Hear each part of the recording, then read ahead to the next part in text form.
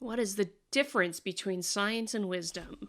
That is the question of the day. Welcome back to ScioSophia, your home for raw, unfiltered, informal science discussions. And really, this is also more about science today, but I'm Adrienne, climate scientist, crafter, amateur philosopher. Welcome back to this fun little party on ScioSophia. This is a tough question, actually, because there's there's a lot of it's really tough to define what wisdom is itself, actually, for most things, though of course I've got the dictionary definition up here just to get things started. But it is a tough thing to describe, but there is a serious difference there. And I'm going to show a few things and actually why wisdom is important, and it relates also to the whole idea of morality and where you derive your values from, and how do those values play into science, in particular. So it's certainly interesting.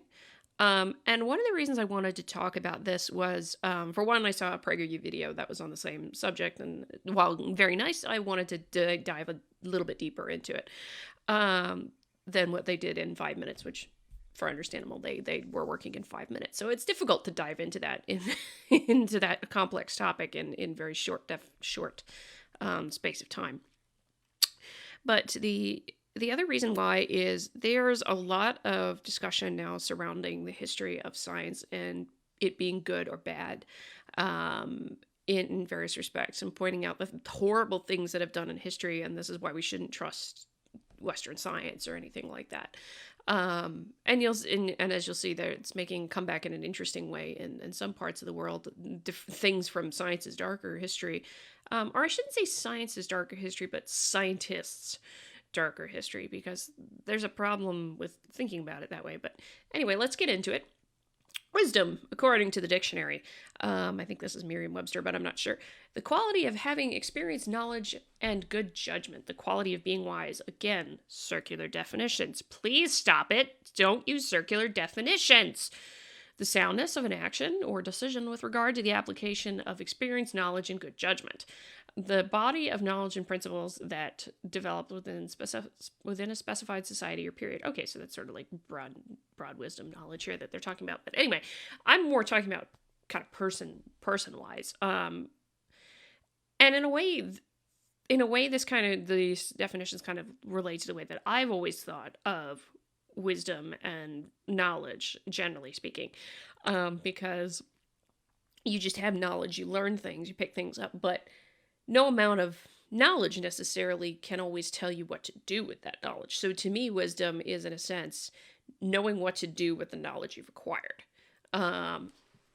somehow. And that's not as easy to define, because it's not just about having knowledge. It is a bit about having experience, perhaps, but it's also about what your values are here. And as it relates to science, it kind of gets really, really interesting.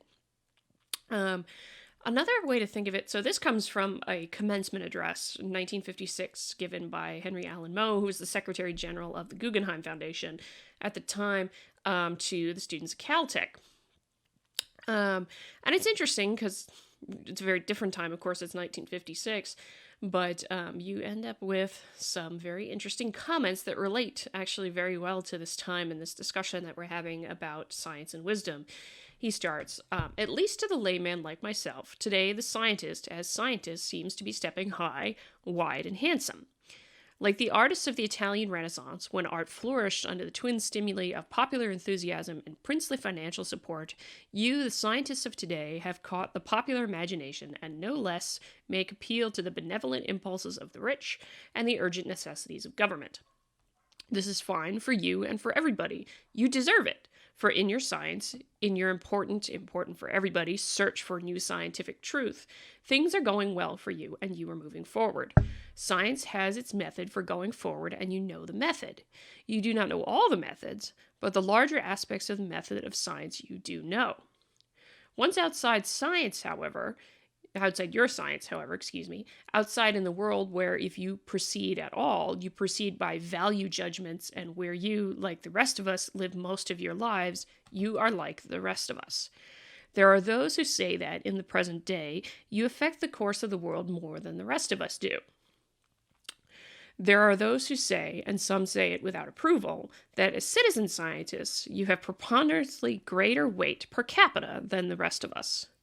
But I do not disapprove, provided that you have wisdom and do not think that the sciences will give you all the answers or even the most important parts of them. They will not, for the simple reason that in most areas in which you live your lives, there is no applicable science, and there may never be. Perhaps, therefore, a person like myself with training and a long experience so different from most of yours may have something to say with enough validity to go into your thinking. I ask you to believe that this is said very modestly. It may or may not be so. Of that you will judge when I have done. At this point, I perhaps ought to say, to reassure you, that I am not going to say that, for wisdom, humanistic education is the only answer. Nor am I going to raise what has become the usual hue and cry, that science is the devil and humanistic learning the savior. What then will I say about science and the road to wisdom? Assuredly, I will not say that science is not the road. Assuredly, I shall not say that science may not be as much a part of humanistic learning as, for example, literary criticism may be. Assuredly, I shall not say that there is any conflict between the learning of science and the learning of the so-called humane and liberal sciences. He's talking about social sciences versus physical science, I think. In the world of value, he's talking about proper humanities, so English, and the rest of the humanities. My apologies. In the world of value, where we all live most of our lives, the humanities are not the only teachers of values, nor the principal teachers, as often is claimed. Assuredly, I do say the study of science, any science, can be humanistic. And he's talking about the liberal principle of humanism there, and then the human is intrinsically valuable by nature of his own existence. His or her own existence, I should say. And be as liberal as the study of, say, Greek sculpture in the age of Pericles, and can teach us as much about the world of value. Assuredly, I do say that the study of Greek sculpture in the age of Pericles can be as narrowing, can be as non-humanistic as the study of the properties of prime numbers can be, but either study is not necessarily narrowing in either instance. The main point is that the pursuit of any study into and itself alone, and for itself alone, makes a situation from which no great things can come. The humanities relate only to the... Okay, actually, I want to stop right there for a second. There's a point there to be made, because he's making a very good point about this. The main point is that the pursuit of any study into and for itself alone makes a situation from which no great things can come. Which is to say, if you are studying a field simply for the sake of studying that field, you're just doing biology for biology's sake or climate for climate's sake, you're not ever going to make an improvement in society. is the point he's trying to make here. And that's something to consider. This is a long thing, but I do want to go down to some of the other points here that he says, and I'm going to link this in the description so that you can go read it yourself. But neither is well with scientists. Okay. For if I mistake not, the best of you are usually ahead of your data. But this statement, like most statements, needs qualification to make complete sense. And the needed qualification is that the best of you are, as you ought to be, undogmatic about those matters where you are ahead of your data, and regard them at best as hypotheses to test with additional data. This is making the point that if you're speculating something as a scientist, you're wise enough to know that your speculation isn't proven until you test it. You might be speculating well ahead that this thing is new and different and what have you, but you're not so crazy as to ideologically just believe it right away as being fully correct without actually testing it. And that's the point that he's making in there. This is what I did not understand when long ago I sailed from Norfolk, Virginia for Europe with a cargo of steel rails under a magnetic compass. As we cleared the Virginia Capes, the fog closed in so thickly that no sight of any celestial body could be had to check our compass error. In these circumstances, I retired to my room to calculate mathematically what the probable compass error was, and I gave the compass course to the captain in accordance with my calculations. He, knowing little mathematics, could only approve, For this was before the days of radio bearings, and on my calculated course we steamed for 6 days without sight of anything celestial or terrestrial. At the end of the 6th day, when confidently, even dogmatically, I thought we were comfortably on the modified Great Circle course, the captain ordered soundings, and in an hour it was clear that we were not where I thought we were, but a few miles off the tip of Cape Race, Newfoundland. I had conceived the problem narrowly and had thought I could solve it from the point of view of one discipline. But the captain had the wisdom of the sea and solved it with all he had, my calculations, his knowledge of the set of the Gulf Stream, the feel of the breeze, the temperature of the water, the chop of the sea, and I don't know what else besides. It gave me a lesson I have never forgotten, and nor should you. I am, you see, talking about pleading for wisdom added to specialization, and in this place specifically for wisdom and science, wisdom added to science. There is, alas, no method and no formula for the acquisition of wisdom. But while there are no surefire methods for the acquisition of wisdom, there are surefire methods for its non-acquisition. One of these is the narrow specialization in education. I know well that you, like the rest of us, have to specialize and acquire detailed knowledge. True for me. Still, somehow, for wisdom, you, like the rest of us, also have to acquire the capacity for coordinating, for seeing relationships. You can neither coordinate nor see relationships if you have nothing or too little else to coordinate and see relationships with. For assuredly, without a certain inclusiveness of vision, path-breaking steps seldom, if ever, are taken. Without a certain inclusiveness of vision, the road ahead appears to be the only road worth traveling. But this, all history shows, is not so. For if you cannot see the territory contiguous with yours, you cannot know what it may contain of value for you or anybody else. So far as known to me, none of the world's great men, great, that is, in things of mind and spirit, were specialists solely at the times they achieved greatness, although they may well have been specialized when young. And I freely concede that the conditions seeming to require early specialization today look more persuasive than they seem to have been in earlier and simpler days. Nevertheless, it should not be forgotten that Copernicus was a lawyer, theologian, and astronomer. Maimonides was was jewel trader, physician, rabbinical scholar, and philosopher. Voltaire was a poet, historiographer, and political thinker. Jefferson was a farmer, a botanist, a natural philosopher, political thinker, and politician. Benjamin Franklin was practically everything. Very true. If you read on Benjamin Franklin, he had knowledge in everything. It was amazing. Winston Churchill was still alive when this commencement address was given for preference.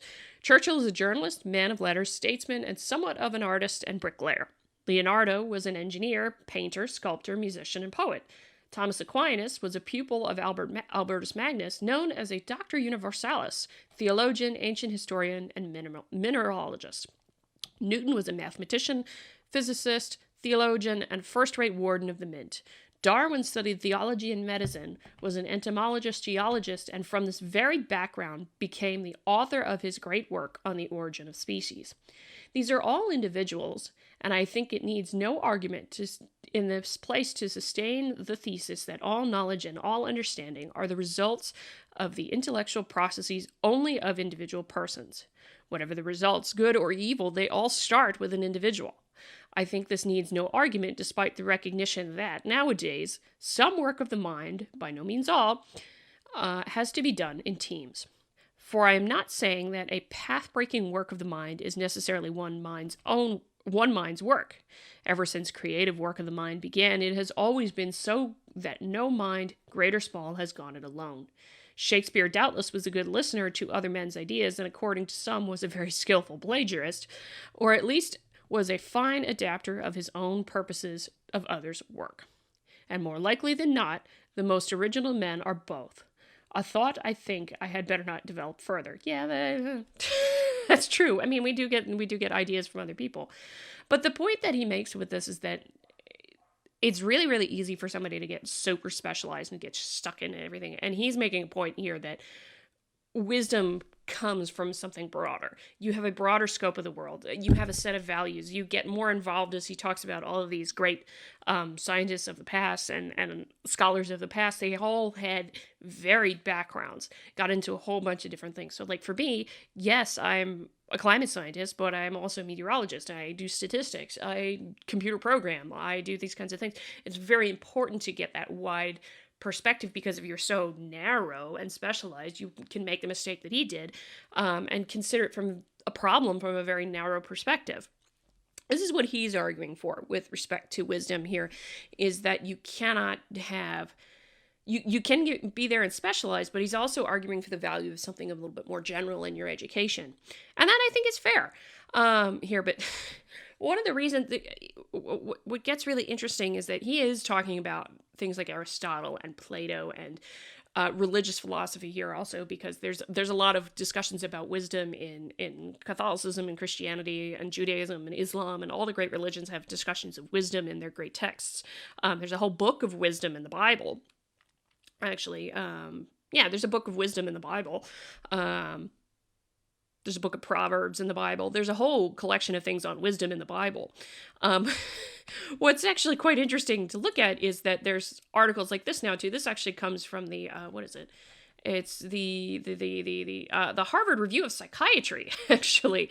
The Emerging Empirical Science of Wisdom, Definition, Measurement, Neurobiology, Longevity, and Interventions. And this is an interesting thing. There's another article I'll show in a second, but there's actually a component of psychology and psychiatry now that are looking and defining wisdom scientifically in terms of what wisdom is. And I actually find this really interesting as a concept, because wisdom doesn't just exist in science, and nor I don't think it should be necessarily completely defined just on a scientific level or a psychological level here, because you do get wisdom from far more than just science, and science itself is more precisely, as the word says, science. The literal word science comes from scientia, which means knowledge.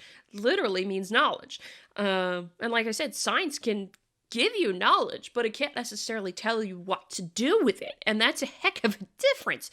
So this is an interesting thing here. So evaluate a proposed model of wisdom development. This is some interesting things that are going on here, but this article seeks to provide an overview of the empirical literature on wisdom in terms of its definitions and measurements, possible neurobiological basis, and evolutionary value, as well as changes with aging and potential clinical interventions to enhance components of wisdom. Okay. I'm going to be freaked out if there's going to be a clinical intervention from psychology or psychiatry that says to somebody, "You're not wise enough. Let me help you be wiser." This is where I think we're going a little too far here, psychiatry. So I'd be curious to see if some psychologists make a comment on this. These components appear to be localized primarily to the prefrontal cortex. Wait a second, I missed a sentence. Wisdom may be defined as a complex human trait with several specific components: social decision-making, emotion regulations, pro-social behavior, self-reflection, acceptance of uncertainty, decisiveness, and spirituality. These components appear to be localized primarily to the prefrontal cortex and limbic stratum. So, hey, they're talking about where wisdom comes from in your brain. Okay. Emerging research suggests that wisdom is linked to better overall health, well-being, happiness, life satisfaction, and resilience. Wisdom likely increases with age, facilitating a possible evolutionary role of wise grandparents in promoting the fitness of the species.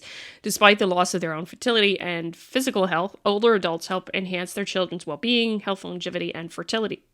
Wait a minute. The grandma hypothesis of wisdom. We propose a model of wisdom development that incorporates genetic, environmental, and evolutionary aspects. Wisdom has important implications at both individual and societal levels and warrants further research as a major contributor to human thriving. There is a need for greater emphasis on promoting wisdom through our educational systems from elementary to professional schools. And this I actually agree with. That last sentence I actually agree with. Wisdom is an important thing to acquire, to understand, experience, and gain a little knowledge there. Of course, that doesn't necessarily tell us anything about what wisdom is, but I'm tickled pink that the psychiatrists are going after this. Wow, I didn't know it was that old. Empirical research in wisdom made an appearance in the 1970s, but its pace has accelerated during the last 2 decades. Still, to many people, wisdom remains a fuzzy concept that is difficult to define, operationalize, and measure. In psychiatry, little attention has been paid to wisdom, with the exception of pioneers such as Valiant. In this article, we begin with a historical background, followed by a review of the empirical definitions and measurement of wisdom, potential in neurobiology, relationship to aging.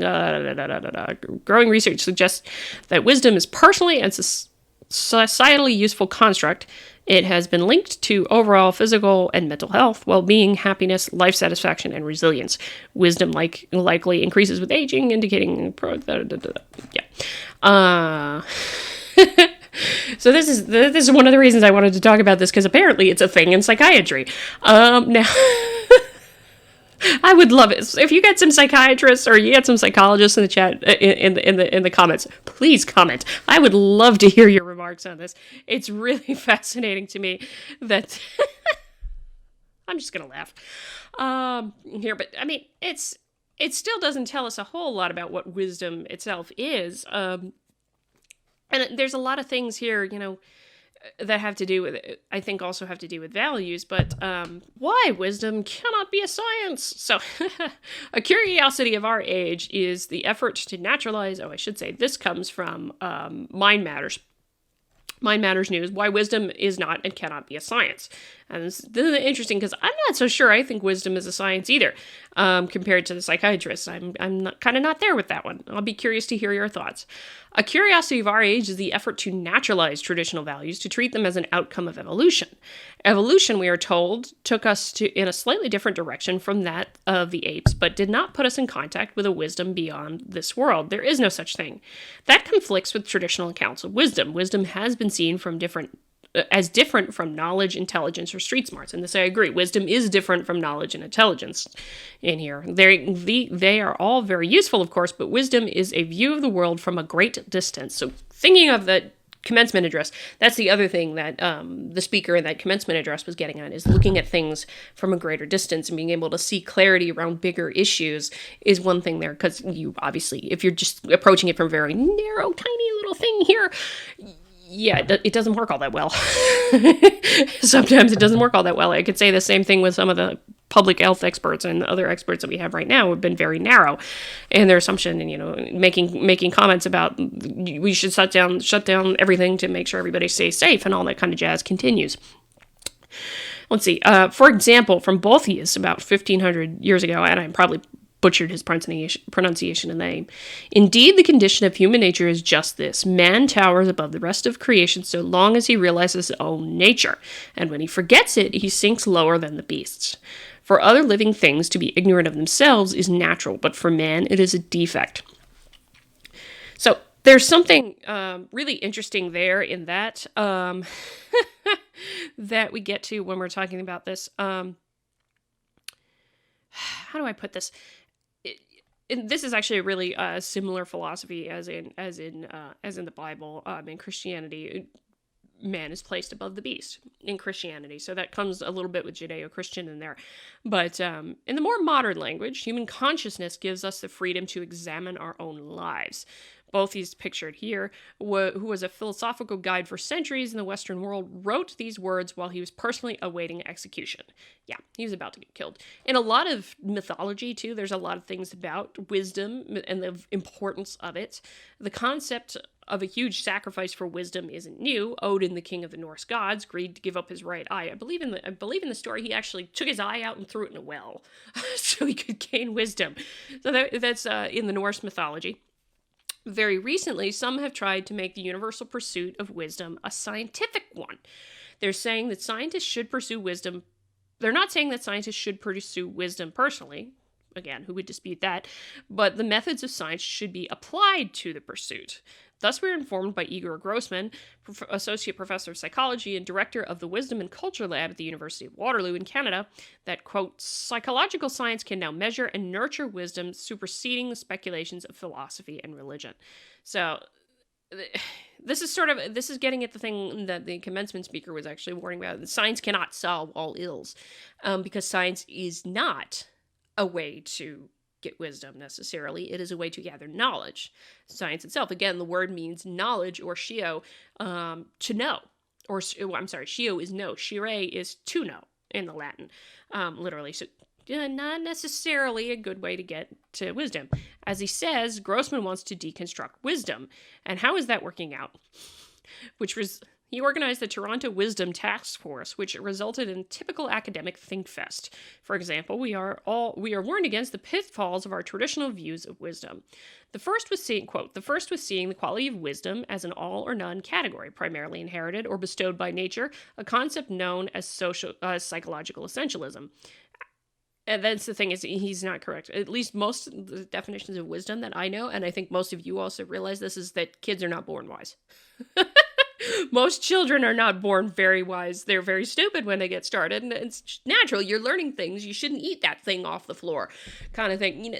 I'm sorry for anybody, parents with smart kids, but you probably know full well, if you've had kids yourself, that they're not necessarily smart off the jump. They're not necessarily wise off the jump, because they're experiencing things. They're just getting started. So I don't understand how that would have come up at this thing. The second pitfall, quote, the second pitfall that many behavioral scientists frequently stumble into is the ecological fallacy, in which they equate the individual difference between people or by situation to more general differences across whole groups or over a lifetime. Yes, that's generally known as prejudice. Quote, the third pitfall concerns reimagining a desirable characteristic in one's own image, using one's personal intuitions, introspections, or behavior as a standard for the trait. That's not wisdom, that's egotism. And no one thinks, most of the time, egotism is not there on a path to actually having wisdom, to actually being able to know what to do with the knowledge that you've acquired, or to be able to think big picture, or any number of different ways there. So then come the clunkers. Quote, nonetheless, our task force agreed that moral grounding was the first foundational pillar of the common wisdom model in empirical sciences. Well, good for them. Has anyone ever doubted that the philosopher should, at the very least, try to be a moral human being according to the standards of his time? And that's true. This is the other thing I was going to say with related to wisdom. Where you define wisdom is also connected very much with morality, and we're going to get into this a bit too, is just like, how do you know you're wise? So what's the morality and the prevailing morality, and what are the values that you have, and how does that help you get to wisdom, the sort of broader perspective about knowing what to do? Because your values in some way will inform, what you're going to do with the knowledge that you've acquired. So that's part of it. And, if your values are moral, so we, of course, as a Catholic, we would define our moral code and connected with Catholicism and the Bible. For others, it may be in connection with the religion in Islam. So a lot of religions provide that sort of moral compass and center from which they derive the values and then can gain wisdom. Not just from science itself. Again, science gives you knowledge. It does not necessarily give you wisdom. It doesn't tell you what to do with that knowledge, what the right thing is to do with that knowledge specifically. And, with that knowledge overhead, that's the thing, again, with being able to see the broader picture instead of being so narrowly tailored and focused. As a scientist, it's very easy to get being myopic and being very narrowly tailored, but that doesn't make you, it may make you very wise about your own field, but it doesn't necessarily make you wise in the sense of knowing what that knowledge means for the rest of the world, but you end up just doing science for science's sake, and that's not helpful for anything. Most of the time, it's not helpful for anything. I'm not going to say it's totally unhelpful, but doing great things requires having a little bit more of a broader picture of the world and seeing how your work fits into that. Being able to apply it and work with others and being able to communicate that now with others, I think, is another one. The second foundational pillar we arrived at was metacognition, the overarching mental processes that guide our thoughts. Yes, metacognition, big word, but I agree with the thing here. Metacognition is basically you are cognizant of what you are thinking about. So you're aware of your own thoughts. Actually, I'll put it away. Another friend of mine has mentioned, Karlin Borsenko has mentioned this, is mindfulness. You're very mindful about what you're thinking about, what you're feeling, all those kinds of things that are going on. And it goes to a bit with emotional regulation. being having a bit of stoicism involved perhaps is part of that. But being mindful is one of the things they're talking about here. Being aware of the things that you're thinking and evaluating the things that you're thinking about and feeling. That has to do with metacognition. So metacognition is not wisdom, but it's almost certainly a prerequisite for wisdom. Yeah, you have to be thinking about yourself. You have to be thinking about reflecting on what you're doing and what have you. And I think that's something that's lacking from this current time is there's a lot of the idea of victimhood status where you're saying, oh, I can blame everyone else, but you're not thinking about your own thoughts. You're not thinking about your own actions and things that you're doing that are playing into this. So you're just kind of ignoring them. But what does the task force contribute to our general unexamined recognition of these facts? Well, nothing really, except when it stumbles spectacularly. Quote, because wisdom is desirable, measuring its moral or metacognitive features presents unique challenges. Self-views such metacognitive features in intellectual humility must be taken with a grain of salt. After all, telling someone that you are humbler than others would be antithetical to the notion of humility. Now, this author here makes a very good point. What then about Jesus? Because Jesus said himself, I am humble and gentle of heart. And billions of people have believed him for thousands of years. And yes, that is in various iterations, depending on the translation of the Bible, that is in there. Sorry, bumped the microphone. So this actually points to the opposite of his claims, because, of course, billions of people in history now have looked at the words of Jesus in the Bible as being wisdom. So maybe believers think that Jesus points beyond this world, a no-no for the naturalists who don't. There's an argument here with wisdom. They're saying here with wisdom versus atheism, wisdom coming from a naturalist perspective and more atheistic compared to a religious and spiritual perspective. So there is the argument here that they're having. I apologize. I don't know why I'm still having issues with my sound, which I may be having on this recording. I'm not sure, but please let me know if I'm having sound issues again. This is a brand new microphone and a brand new cord, so I don't know what the hell's going on. So let's see.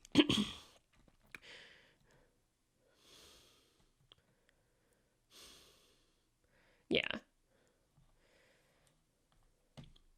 But the author of this one actually finishes with something that I think is really, really good, interesting thing here to talk about. In that, here's a theme. Let's see. The problem with naturalizing wisdom is that wisdom isn't always natural, and well, it necessarily comes from perspective beyond our own troubles in our own time. Naturalist nature is all there is. Have literally nothing to contribute to the pursuit. Well, I'm not going to say nothing. I don't agree with that. I think everybody does have a little bit of a contribution to the pursuit of wisdom, so I'm not going to go there. But here's another good example. Forbes actually broke this down quite nicely. Why you need wisdom and how to be more wise according to science. And they talk about some things that I think are good components to developing wisdom. Plenty of reasons you need wisdom: happiness and fulfillment. Most people who are very wise, we're reading a book in a book club. What is it? Oh shoot, the title is escaping me. The Subtle Art of Not Giving an F. There we go. It came back. Wow. Busy week for me, so I'm completely fried. And yeah, there's a certain degree of wisdom that's involved, I think, in making sure not to give an F about certain things and knowing that they're not important. When you make wise decisions, you keep your immediate needs in mind, along with holding long-term perspectives. Again, that's the thing, is it's about perspective. A lot of wisdom is about perspective and knowing what to do, is having a certain perspective and being able to do it.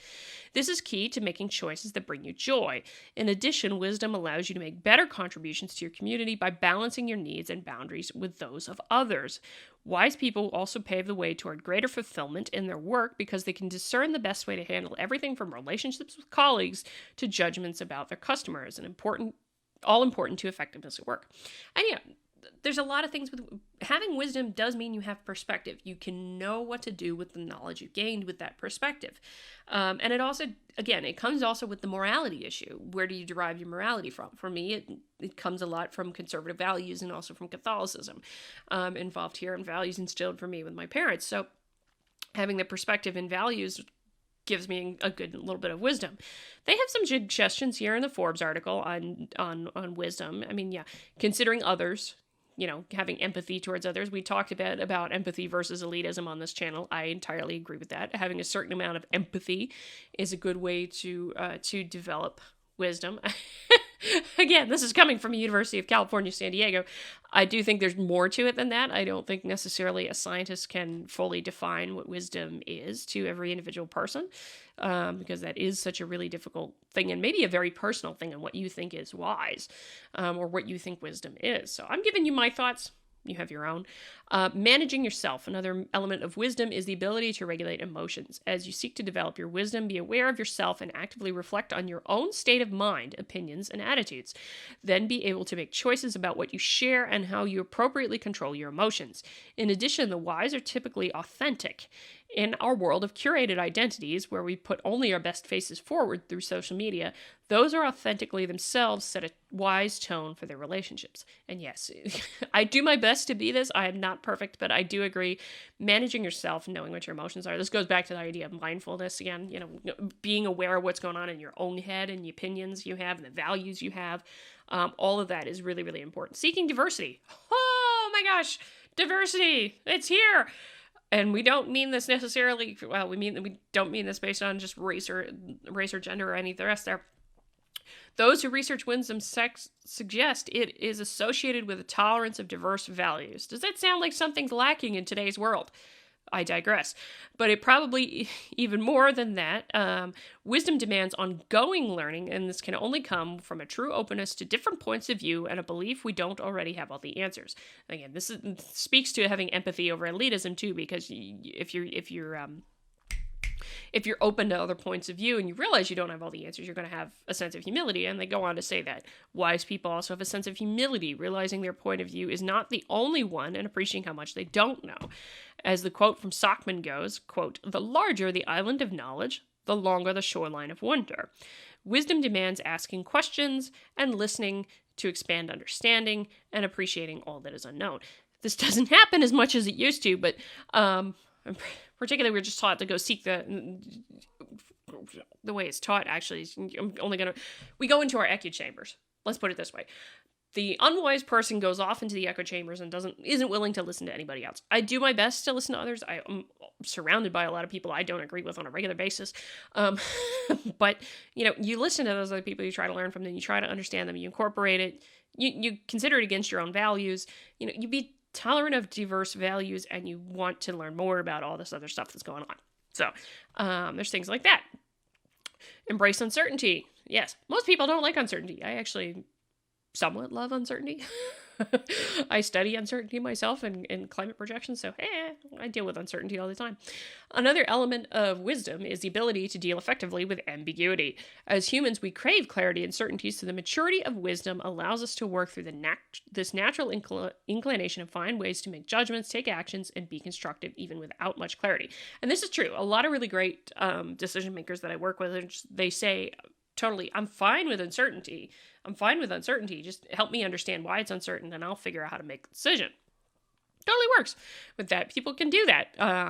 But working past that and not demanding absolute clarity for absolutely everything, totally understand that. Taking a long-term view, this is the biggest one to me. Wisdom is also built through the ability to put aside short-term gain and make decisions that serve the longer horizon. Investing yourself through additional schooling for the development of your career, or avoiding the additional cupcake in favor of the dress you want to fit into for your daughter's wedding. While wisdom can sometimes be the purview of older or more senior members of our community, it is also a helpful perspective to apply to our work, no matter what age.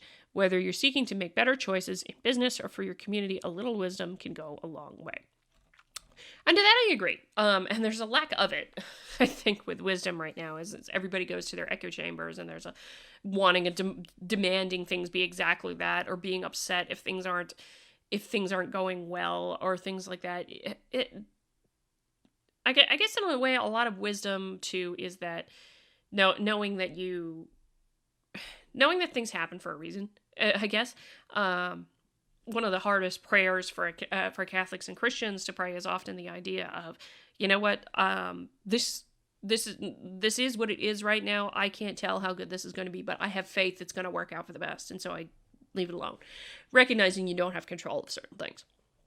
And you don't always have complete control of absolutely everything. It's totally safe. What the heck of an ad is that? Weird ads. I need to get an ad blocker. Anyway, but the reason I bring this up with wisdom is that wisdom is the perspective. Wisdom is also connected to your morality. What is the values that you have in seeing the larger picture and being able to do things based upon the truth. When it comes to science, one of the things I think makes a really great scientist is someone who is dedicated to the truth, not to power, not to structures of power or anything like that, not to the postmodern view, but to the truth. And dedicated to the truth, even if what they find from their results is completely contradictory to their own values and to their own worldview. And that's a hard thing for people to want to break through. Scientists are people. And so the thing about that is that if it's something that we do that we find that conflicts with our worldview and doesn't give us the answer that we want, there is a very strong temptation there to throw it out, to not listen to that, to be like, I'm going to go do this result again, my way until I find it. And that happens with politicians too, because sometimes politicians will commission a study and the study doesn't give them the answer they want, so they want the study done again. And sometimes you have to do it a couple of times before you get a politician to calm down and realize that it doesn't make a difference. That doesn't make a difference how many times you're going to run the study over again. You're going to get the same results. What is it? I think Einstein said the definition of insanity is doing the same thing over again, expecting a different outcome. Well, this has happened a few times, but that's something that is wisdom, I think, in science, in a way, in that you're dedicated to the truth and you see how the truth plays into the bigger picture. You don't think your own science is the most important thing in the world, but you're dedicated to the truth also. And even if that completely conflicts with your values, and you don't necessarily, you take into account everything that came before you, because science is a process that builds on itself. You have the experience and knowledge of many times past to be able to work with that and say, this is what wisdom that has built up knowledge that has built up over time and what others have done with it. And so there's a sort of buildup of experience there that plays into the wisdom that if you're willing to actually read through different things, and I think that's what's missing from a lot of these definitions of wisdom, is going back and reading scholars prior, which is kind of why I opened with that commencement address, because it's 60, 50... 60, 70-ish years old, somewhere in there. I can't do math right now. And so that's things he's talking about in wisdom and words from times past. So that's the value of, there's such value in the written word, even if it's from horrible people in history, to learn from them, to understand how they think, and to take that knowledge and then decide with your own value set, what are you going to do with it? And again, having perspective, that larger perspective of history, is really, really helpful. And that's one of the reasons I bring it up with respect to science, because scientists are human. And I think it's fair to say that when they stop being dedicated to finding the truth and addressing problems using the truth, not using their own ideology, they stop being scientists. They stop being scientists and they start being activists instead. And in history, when scientists have become activists, or they've allowed their values to drive everything that happens without taking the truth and incorporating the truth that they found in their research or that others have found and bringing it into their research, into their work, but instead they reject that in favor of values that they want, things that they want to see rather than what is. And that, I think, is another component of wisdom. People who are wise work with what is, not with the world they expect it to, not with what they want the world to be. They understand what is, and they work towards what they want, but they don't just assume that the world is something already. But that's the thing, is the truth is a big deal. And I think probably a good place to think of it is Well, we have a number of stories in science history where scientists have done pretty horrible things when they've gotten off on the tangent of being more about their own ideology. And I think that's important to consider here in this context because, uh, you're seeing a bit of, I feel like we're seeing a bit of a resurgence of that where people actually get very tied up in their own ideology and they don't think about the truth, or they're not interested in the truth. And what does that mean for society? They're interested in what they want society to be. Or that what they want the world to be instead of what is currently, and whether or not what different people are doing or working or how phenomena work or anything like that. And we've seen where this goes when people get more invested in ideology, and what they want of the world than others. And I think probably the best example of that in history is Trofim Lysenko. And Lysenkoism is a real shorthand now for the for the issues with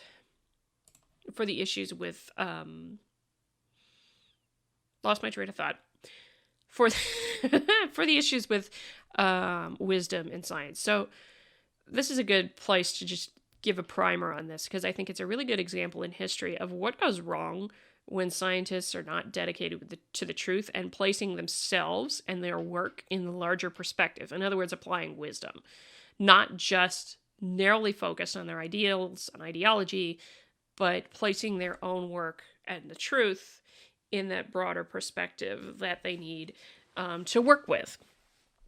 So let's read a little bit. The disastrous effects of Lysenkoism, a term used to describe the impact of Trofim Lysenko's influence upon science and agriculture in the Soviet Union during the first half of the 20th century, darkly illustrates the disastrous intrusion of politics and ideology into the affairs of science. Beyond a mere rejection of nearly a century of advancements in genetics, Lysenkoism, at a minimum, made worse the famine and deprivations facing Soviet citizens. Moreover, Lysenkoism brought repression and persecution of scientists who dared oppose Lysenko's pseudoscientific doctrines. So, here's the background on this that's important. 10 years after the 1917 revolution in Russia, a plant breeder in the struggling Soviet Union named Trofim Lysenko observed that pea seeds germinated faster when maintained at low temperatures. Instead of concluding that the plant's ability to respond flexibly to temperature variations was a natural characteristic, Lysenko erroneously concluded that the low temperature forced its seeds to alter their species. Lysenko's conclusions were based upon and profoundly influenced by the teachings of a Russian horticulturist Michurin, and I butchered his name, who was a holdover proponent of the discredited Lamarckian theory of evolution by acquired characteristics, that organisms evolved through the acquisition of traits they needed and used. In the 19th century, French anatomist, Lamarck, I'm not going to pronounce all the French names, attempted to explain such things as why giraffes had long necks. Lamarck had reasoned that a giraffe, by stretching its neck to get leaves, actually made its neck lengthen, and that this longer neck was then somehow passed on to offspring. According to Lamarck, the long-necked giraffe resulted from generation after generation of giraffes stretching their necks to reach higher trees for food. So this whole idea would be like, I can make my arm longer just by reaching for something further and further and further away. Erroneous and discredited theory, but it was a theory at the time. Unfortunately for Lysenko, and even more so for Soviet science, Lamarck's theory of evolution by acquired characteristics was incorrect. So this was in conflict with Gregor Mendel's theory, actually, and Charles Darwin's theory of natural selection. Scientists now understand that individual traits are, for the most part, determined by an inherited code contained in the DNA of each cell and are not influenced in any meaningful way by use or disuse. Further, Darwinian natural selection more accurately explains the long necks of the giraffe as a physical adaptation that allowed exploitation of a readily available food supply that in turn resulted in enhanced reproductive success for long necks.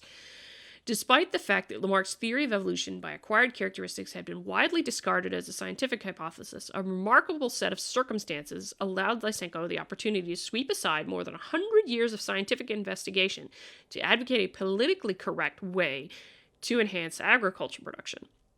When Lysenko promised greater crop yields, the Soviet Central Committee, desperate after the famine in the early 1930s, listened with attentive ears. In the very spirit of Marxist theory, Lysenko claimed, called for a theory of species formation which would entail, quote, revolutionary leaps. Lysenko attacked Mendelian genetics and Darwinian evolution as a theory of gradualism. This might be really familiar to those of you who study postmodernism and critical race theory, because critical race theory does the same thing. It doesn't like the gradualism of liberalism, and the Enlightenment and things like that with respect to civil rights. So it's very similar, actually, and very Marxist of Lysenko. Lysenko constructed an elaborate hypothesis that came to be known as the theory of phasic development. One of Lysenko's more damaging ideas was to toughen seeds by treating them with heat and high humidity in an attempt to increase their ability to germinate under harsh conditions.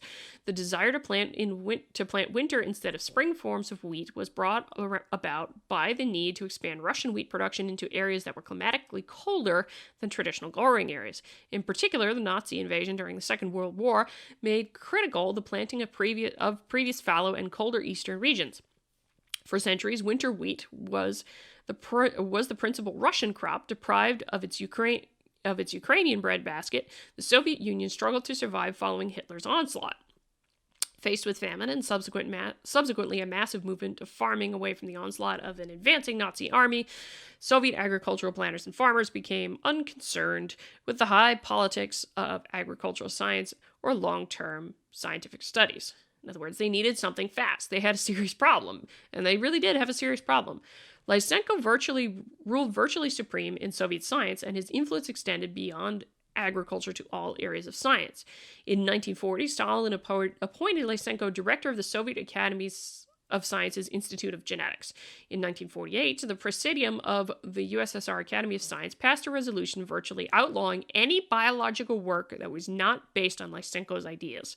Although thousands of experiments carried out by geneticists all over the world had failed to provide evidence for and actually produced mounds of evidence against Lysenko's notions of transmutation of species, Lysenko's followers went on to make increasingly grandiose claims regarding yields and the transformation of species. Not until 1953, following the death of Stalin, did the government publicly acknowledge that Soviet agriculture had failed to meet the economic plan goals and thereby provide the food needed by the Soviet state. Here's the thing with that. They kept going despite a huge, overwhelming evidence that they were wrong. This is what I mean as a situation where scientists blew off the truth. Lysenko was more concerned about being fixated with Marxist ideology than he was about going after the truth. It had to happen fast. It had to be great. We had to go with this theory that was more in line with Marxism. But your theory that's more in line with Marxism produced a poor result. It wasn't dedicated into the truth. It wasn't placed in the perspective of the broader knowledge that it was available to you, and you didn't want to use that broader knowledge because it didn't fit your ideology. That's what's not wisdom. That is where Lysenko stopped being a scientist and he started being an activist, a political actor, and those kinds of things in Stalin's USSR at the time. And that's what made for hellish problem for the Soviet Union, because I believe, if I remember correctly, yes. So let's read this a little bit more. Despite the near-medieval conditions in which the majority of the population of Tsarist Russia lived, the achievements of pre-revolutionary Russia in science rivaled those of Europe and America. In fact, achievement in science had been one of the few avenues to the aristocracy open to the non-nobility. The revolution had sought to maintain this tradition and win over leaders of Russian science. From the earliest days of Lenin and Trotsky, in particular, fought, even in the midst of famine and civil war, to make available considerable resources for scientific research.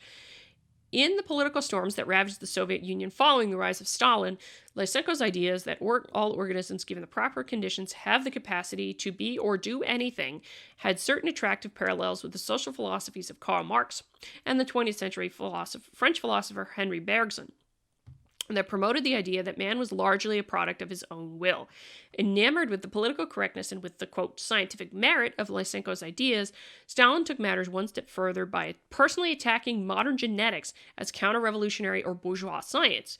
While the rest of the scientific world could not conceive of understanding evolution without genetics, Stalin's Soviet Union used its political power to suppress rational scientific inquiry.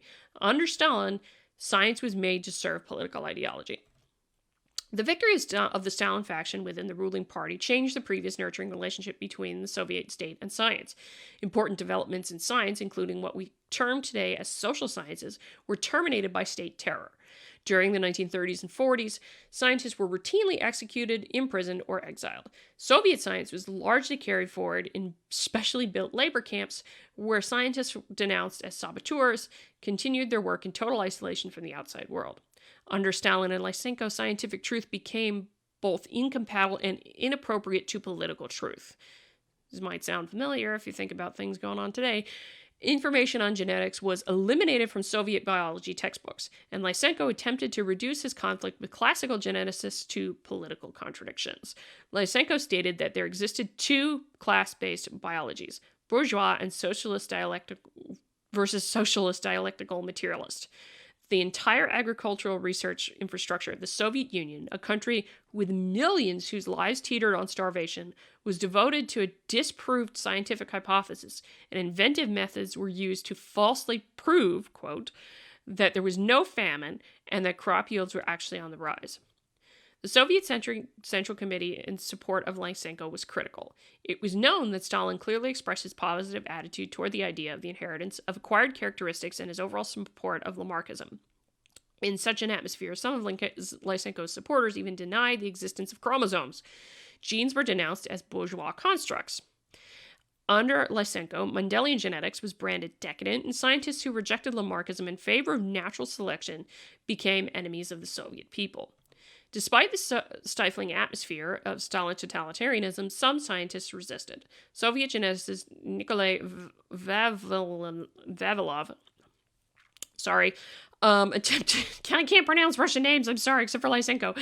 And Stalin, I can't pronounce that, attempted to expose the pseudoscientific concepts of Lysenko. As a result, Vavilov was arrested in August 1940, and he died in a prison camp. Throughout Lysenko's reign, there was a widespread arrest of geneticists who were uniformly denounced as agents of international fascism. There we go. In literal fear of their lives, many Soviet scientists cowered. Some presented fraudulent data to support Lysenko, others destroyed evidence that showed he was utterly wrong. It was not uncommon to read public letters of scientists who had once advanced Mendelian genetics, in which they confessed the errors of their ways and extolled the wisdom of the party. Based on his misunderstanding of genetics, Lysenko developed methods that falsely predicted greater crop yields through the hardening of seeds and new system of crop rotation. Lysenko's system of crop rotation eventually led to soil depletion that required years of replenishment with mineral fertilizers. Under Lysenko's direction, hybrid corn programs based on successful U.S. models were stopped and the research facilities destroyed because Lysenko philosophically imposed inbreeding. When Nikita Khrushchev assumed the post of Soviet premier following the death of Stalin in 1953, opposition to Lysenko began to grow. Khrushchev eventually stated that under Lysenko, Soviet agricultural research spent over 30 years in darkness. In 1964, Lysenko's doctrines were discredited and intensive efforts made toward reestablishing Mendelian genetics and bringing Soviet agriculture, biological, and genetics research into conformity with Western nations. Ultimately, the rejection of Lysenkoism was a victory for empirical evidence. Science also triumphed over Lysenkoism because there was a manifest rejection of incorporating Marxist rhetoric and language into the language and theoretical underpinnings of genetics. This is the thing. Again, science should be dedicated to the truth. It has a very important role in providing that kind of knowledge of what the truth is. And the truth doesn't depend upon any particular ideology. Marxists can say what they want. Capitalists can say what they want. Something that is just because, even though those ideologies exist, it doesn't matter what those ideologies think. It doesn't matter how much those ideologies like it. Eventually, the truth will win out. And that's what's unfortunately happened with Lysenko. I think what they didn't mention here, which might be in the other article. Background.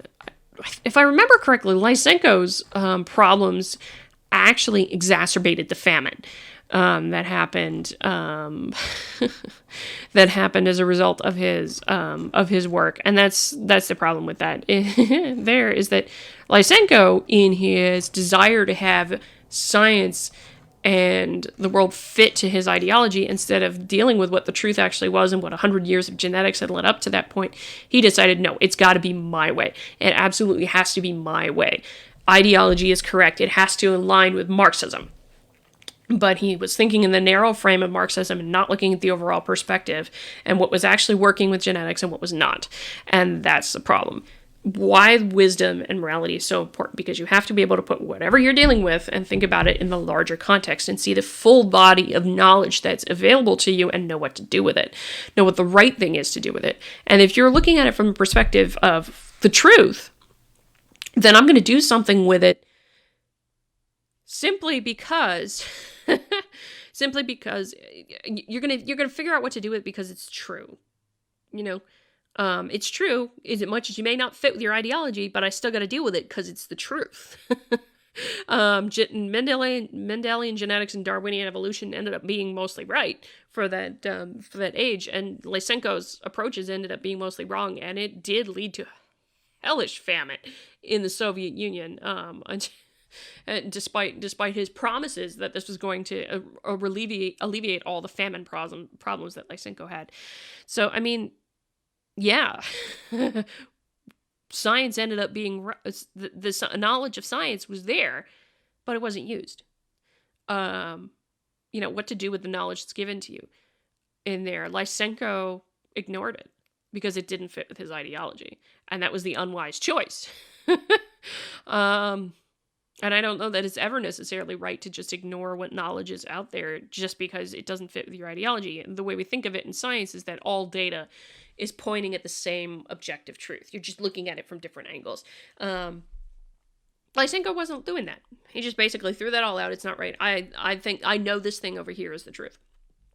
And he wasn't willing to listen to any evidence that counters. And that's again, wisdom comes into it with being able to consider the broader perspective and availability of knowledge.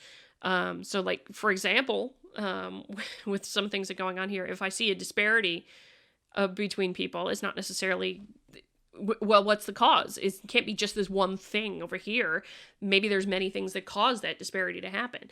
Wisdom is being able to recognize that, place it in the broader context, and maybe we need more information or trying to figure out what's going on or doing a little bit more analysis or things like that.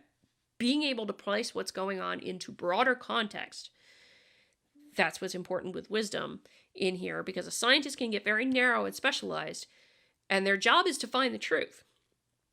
But if they're placing that knowledge that they get in the context of of an ideology that they prefer, then that's not going to give them wisdom. It's going to lead to really horrible things happen. And this says to another point, science doesn't give you a moral compass. That comes from your values, that comes from where you derive your wisdom from. I mean, from mindfulness, from spirituality, from any number of different things, however you define it, there. But science doesn't give you wisdom. Science doesn't give you a moral compass. Doesn't give you any of that. It just gives you knowledge. Really. It just gives you knowledge. And if all you're doing is seeking knowledge for knowledge's sake, well, that's great, but you're not helping anything necessarily, as the other guy said. And the commencement speaker. So it's important to consider that wisdom has a lot to do with what you do with the knowledge that you have. You can ignore it. You can incorporate it. You can question it. You can question that knowledge that maybe it's not showing you the truth, and I'm going to go do this other experiment over here. That would be a proper scientific thing, is if you doubt the conclusion of somebody else's study, go create your own study. Go do it again. Go research it again. But that doesn't necessarily happen, which is disappointing in a lot of ways. So I think that's just about it for me rambling, although I will point out something interesting that I saw in the Atlantic from 2017 is apparently Lysenko's popular again in Russia. So I will add this one in here, but I'm not going to go into it right now. But Lysenko was absolutely disastrous, and his lesson from history is a warning to keep involved here with science. We have to place the truth that we find from science in the perspective of the broader knowledge of the world and what is the place in the world, and not be tempted ourselves to reject what answers we find based upon our own ideology or anything like that. And for those who are not scientists, science does exist to try and find knowledge, and you are right to question and check and make sure, and I encourage actually people to do this, don't get nasty about it, don't attack somebody's credibility, but, ask, how did you do this? Does it make sense how you did this? Ask questions about the method, ask questions about the results, and ask questions, why do you interpret the results that way of your study? I don't mind people asking questions of that. I don't mind people asking questions about climate science, and I answer them all the time. So I think that's a good thing for a non-scientist to do, to make sure that things are placed in wisdom, and making sure making sure we know where science fits in the broader perspective. Science provides knowledge, but wisdom really does give you a sense of what to do with that knowledge.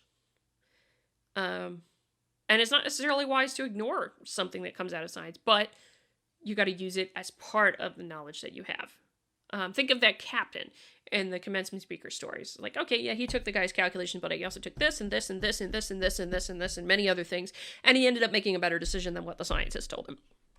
That happens.